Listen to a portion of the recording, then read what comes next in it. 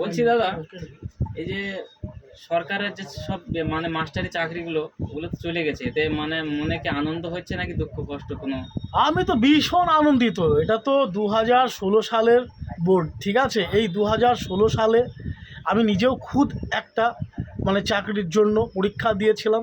Even শুধু আমি একা নয়, আমার মতো হাজারো হাজারো 26 লক্ষ স্টুডেন্ট, ছেলে আর মেয়ে মিলে পরীক্ষা দিয়েছে। তার মধ্যে 6000 7000 নিয়োগ করেছিল, কিন্তু যে 7000 ছেলেকে 26,000 লোকের যে চাকরি হয়েছে, যাদেরকে নিয়োগ করেছিল, একজনের কিন্তু যোগ্যতায় চাকরি পায়নি।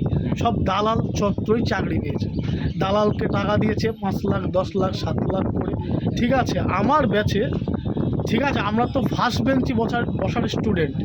যারা থার্ড বেঞ্চিতে বসতো, যারা পিছনের বেঞ্চিতে বসতো, তারা কিনা আজকের দিনে চাকরি করে। আর সবচেয়ে বড় একটা বিষয় যেটা না বললেই নয়, সেটা হচ্ছে কি, মেয়ের বাবারা চাকরিম্যান ছেলে ছাড়া বিয়ে দেবে না। যদিও মেয়ে একটু দেখতে সুন্দর হয়, তাতে তার 2 বিঘি যদি বই থাকে বেঁচে দিচ্ছে, জামাই নেব চাকরিম্যান ছেলে, ঠিক আছে। কায়দা তো হয়েছে মেয়ের বাবারা।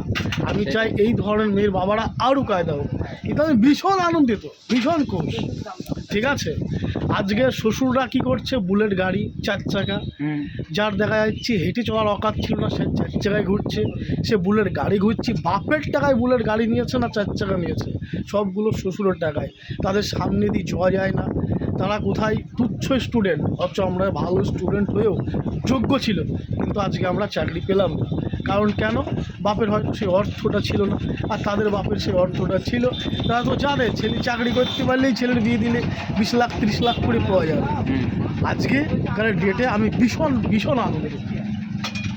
অসংখ্য ধন্যবাদ গাইজ। তোমাদের কেমন লাগলো অবশ্যই ভিডিওতে কমেন্ট লাইক করে জানিও, ঠিক আছে।